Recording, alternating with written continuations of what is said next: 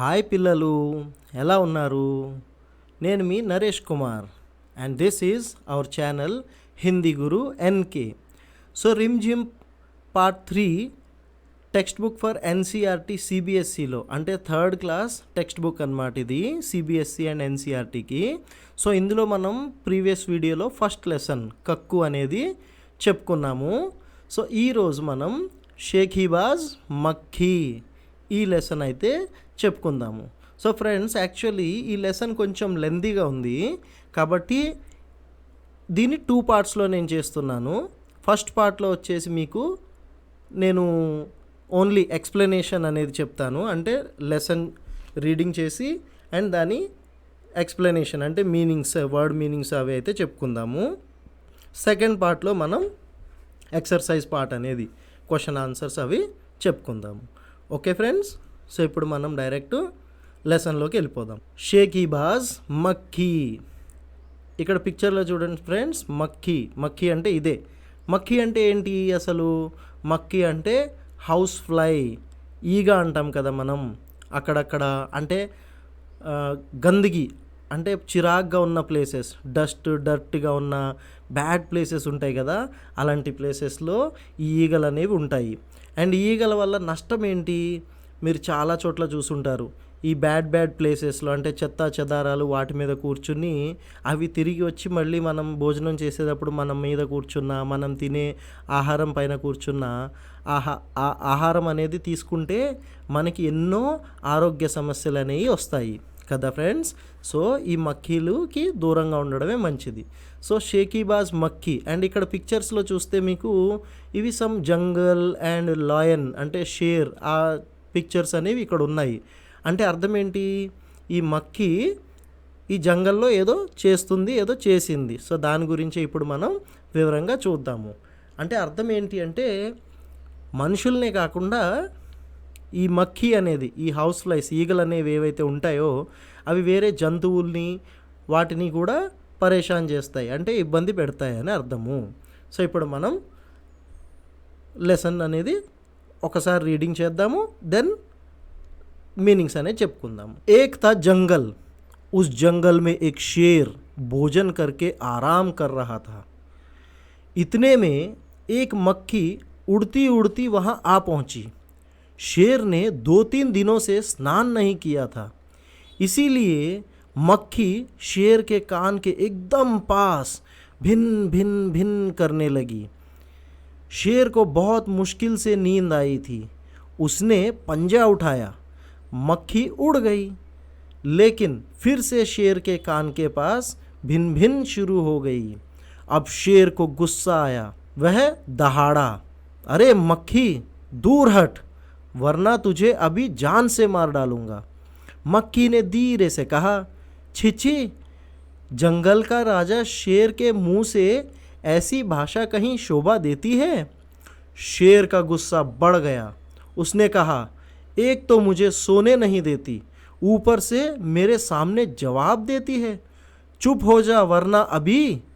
मक्खी बोली, वरना क्या कर लोगे? मैं क्या तुमसे डर जाऊंगी? मैं तो तुमसे भी लड़ सकती हूँ, हिम्मत हो तो आ जाओ. शेर आग बबूला हो उठा. उसने कान के पास पंजा मारा. मक्खी तो उड़ गई, पर कान ज़रा छिल गया.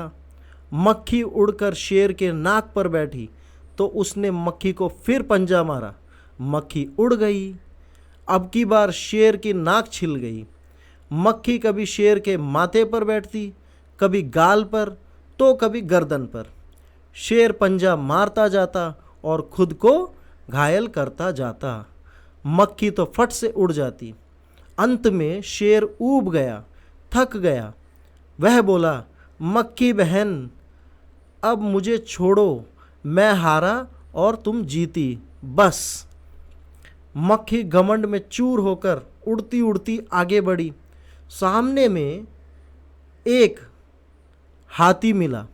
मक्खी ने कहा, अरे हाथी, मुझे प्रणाम कर, मैंने जंगल के राजा शेर को हराया है, इसीलिए जंगल में अब मेरा राज चलेगा. हाथी ने सोचा, इस पागल मक्खी से बहस करने से करने में समय कौन बर्बाद करे। हाथी ने सूंड ऊपर उठाकर मक्खी को प्रणाम किया और आगे बढ़ गया।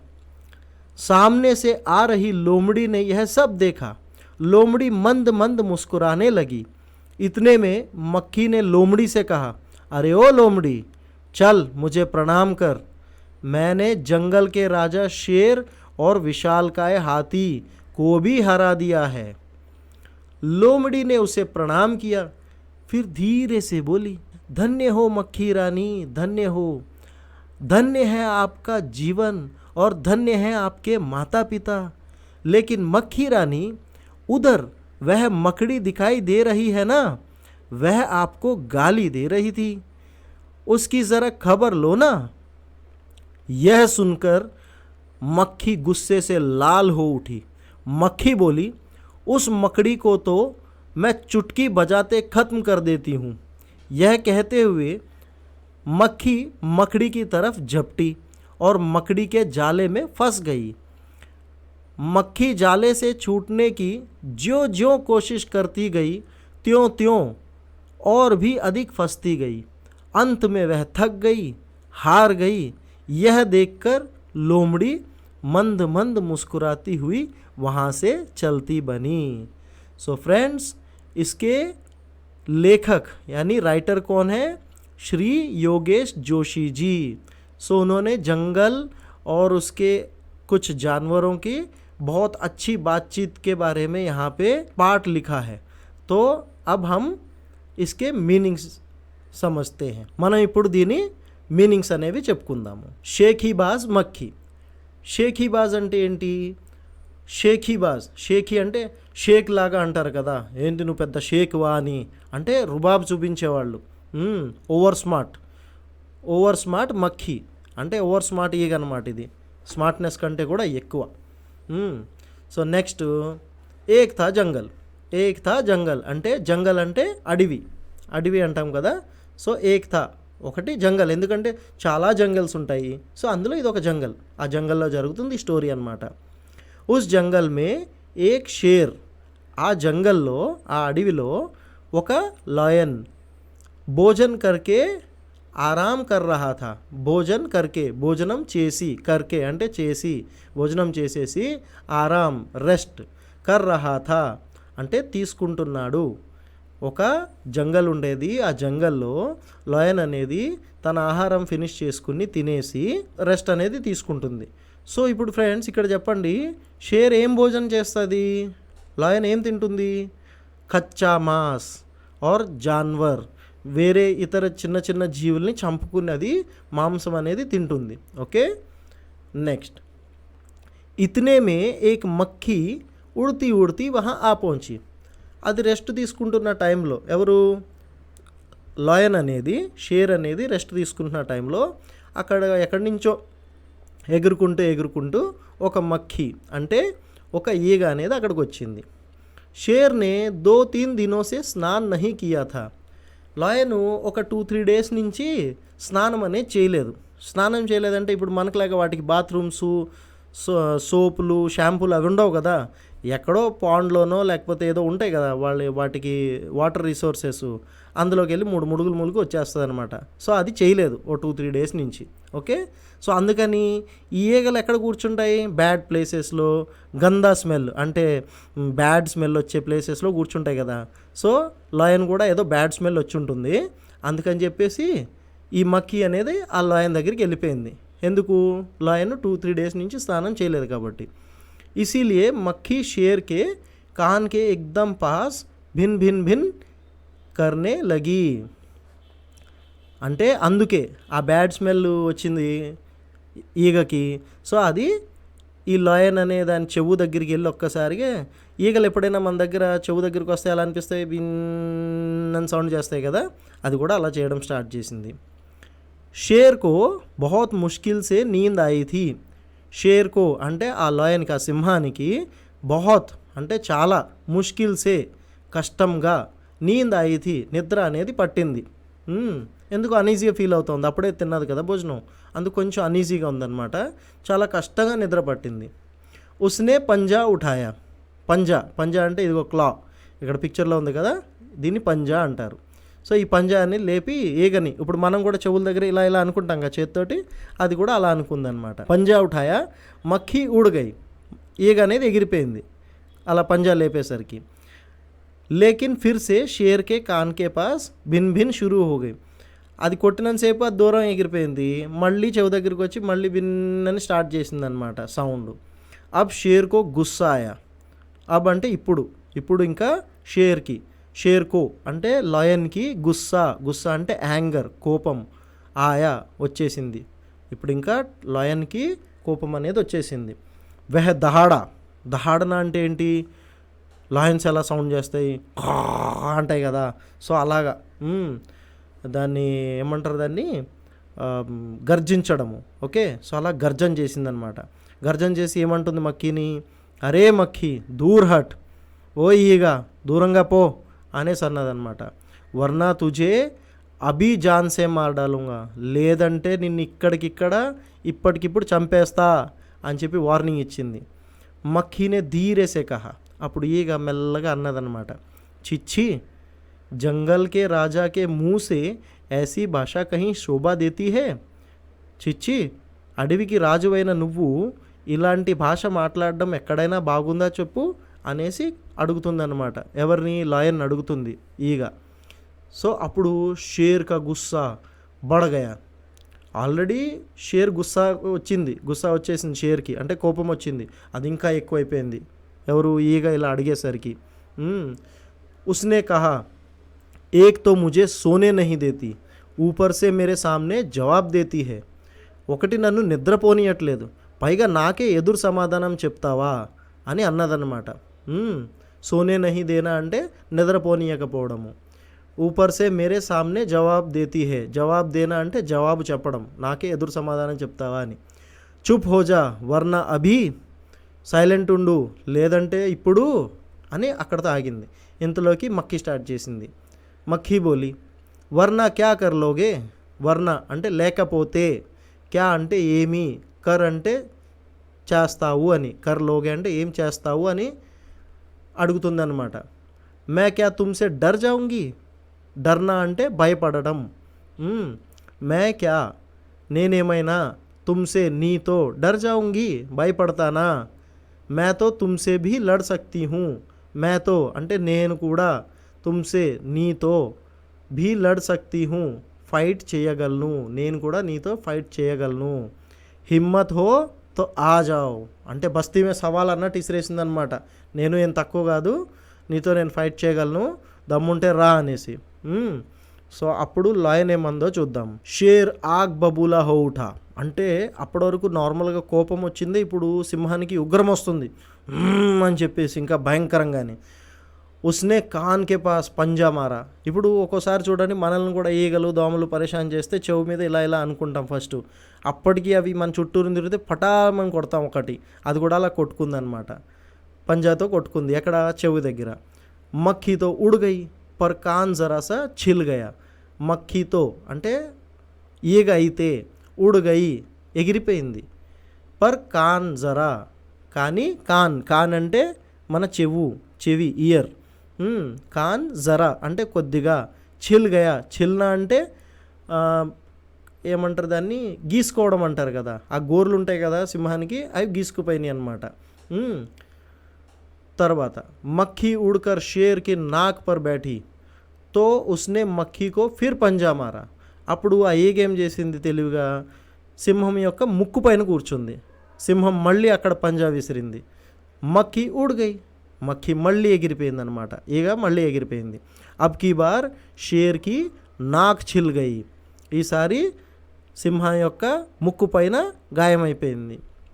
మక్కీ కభీ షేర్కే మాథే పర్ బైఠ్ జాతి, కభీ అంటే అప్పుడప్పుడు, షేర్కే అంటే సింహం యొక్క, మాథే అంటే ఫోర్ హెడ్ నుదురు అంటాం కదా, సింహం యొక్క మాథే పర్ అంటే ముక్కుకి పై భాగము ఇక్కడ, మాథే పర్ బైఠతి నుదుటి పైన కూర్చుంటుంది.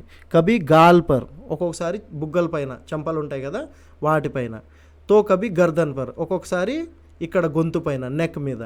షేర్ పంజా మార్తా జాతా और खुद को घायल करता जाता, షేరు పంజా మీద పంజా విసురుతూనే ఉంది, కానీ షేరే అంటే ఆ సింహమే గాయపడిపోతుంది ప్రతిసారి.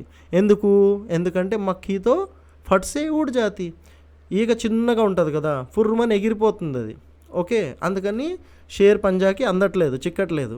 సో సింహమే అది తనను తాను గాయపరుచుకుంటుంది. నెక్స్ట్, అంత్ మే share ఊబ్ Gaya thug Gaya.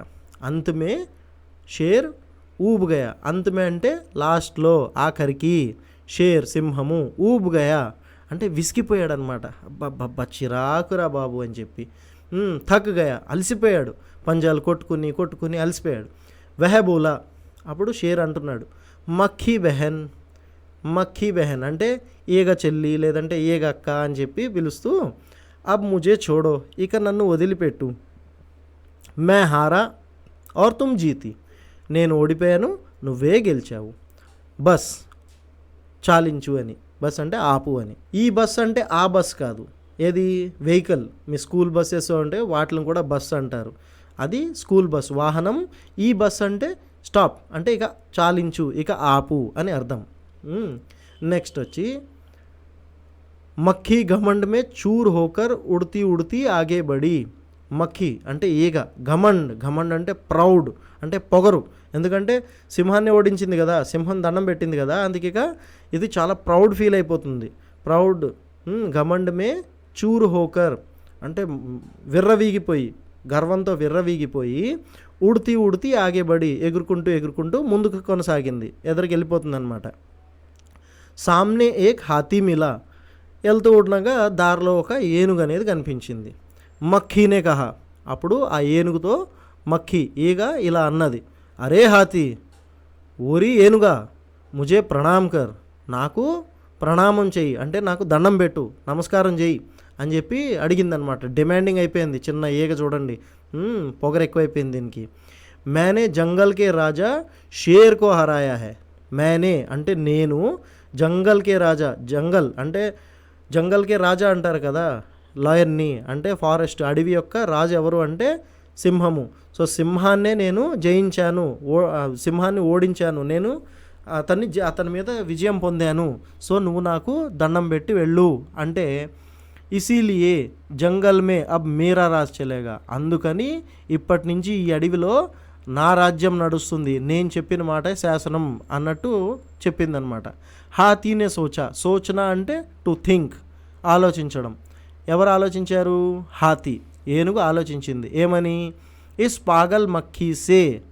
Is అంటే ఈ యొక్క పాగల్ అంటే పిచ్చి పట్టిన, మక్కీ అంటే ఈగ, ఈ పిచ్చి పట్టిన ఈగతో బెహస్ కర్నే మే అంటే వాదించడంలో, సమయ కౌన్ బర్బాద్ కరే, టైం ఎవరు వేస్ట్ చేసుకుంటారు బాస్, అవసరం లేదని చెప్పి హాతీనే सूंड ऊपर उठाकर मक्खी को प्रणाम किया और आगे बढ़ गया.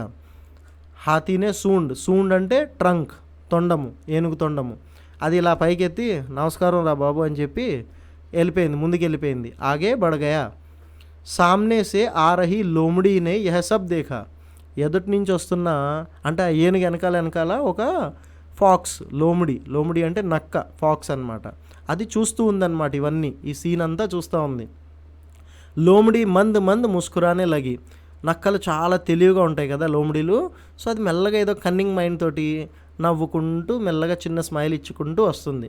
ఇతనే మా మక్కీనే లోమిడీసే కహా. ఇంతలో ఆ మక్కీ, ఆ ఈగ అనేది ఆ లోమిడిని చూసేసింది. చూసి ఏమంటుంది? అరే ఓ లోమిడి, చల్ ముజే ప్రణామ్ కర్. ఏయ్ నక్క, నాకు దండం పెట్టేళ్ళు అని అడుగుతుందన్నమాట. ఫుల్ డిమాండింగ్ అయిపోయింది, ఇంకా ఓవర్ చేస్తుంది ఇది. मैंने जंगल के राजा शेर और विशालकाय हाथी को भी हरा दिया है. నేను అడవికి రాజు అయిన సింహాన్ని, అలాగే అంత పెద్ద ఒళ్ళున్న ఏనుగును కూడా ఓడించేశాను. సో నువ్వు నాకు దండం పెట్టే వెళ్ళాలి అనేసి అంటుంది. లోమిడినే ఉసే ప్రణామ్ కియా. ఇక నక్క ఏం చేయలేక సరే బాబు నమస్కారం అని చెప్పి, ఆ తర్వాత ఫిర్ ధీరేసే బోలి. ఫిర్ అంటే మళ్ళీ, ఆ తర్వాత ధీరేసే మెల్లగా బోలి అంటుంది. ఏమని? ధన్య హో మక్కీ రాణి అంటే జైలు కొడుతుందన్నమాట. ధన్య హో మక్కీ రాణి, ధన్య హో, జయ హో మక్కీ రాణి, జయ హో అంటుంది. ఏగరాని నీకు జయం అనేసి. ధన్య హై ఆప్కా జీవన్ और ధన్య హై ఆప్కే మాతా పిత. మీ జీవితం ధన్యము, అలాగే మిమ్మల్ని కన్న తల్లిదండ్రులు కూడా ధన్యము అని చెప్పి పొగడ్డం మొదలుపెట్టింది. ఎవరు? నక్క, లోమిడి.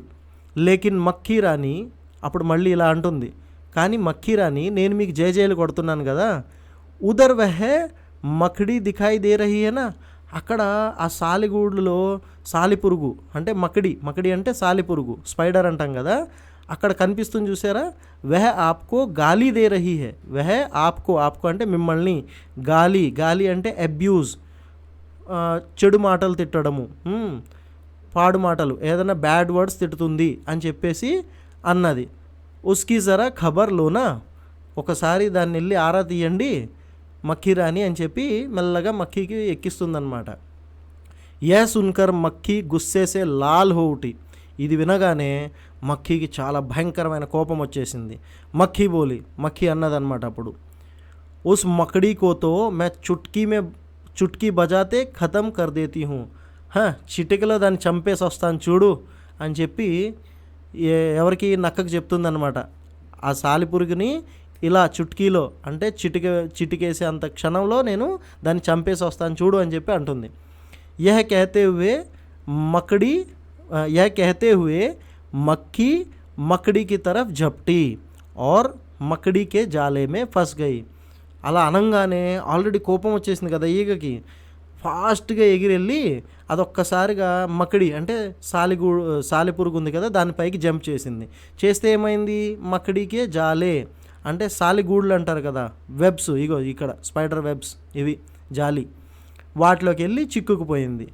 మక్కీ జాలేసే చూట్నేకి జో కోషిష్ కర్తీ గయి అంటే అందులో నుంచి బయటికి పడాలని చెప్పి తెగ గింజుకుంటుంది, కింద మీద పడుతుంది. త్యో और भी अधिक फंसती गई, అది ఎంత ప్రయత్నిస్తుందో అంత ఇంకా చిక్కుల్లో పడిపోతుంది. అంతమే వహ థక్ గయి, చివరాఖరికి ఆ మక్కీ అనేది అలసిపోయింది.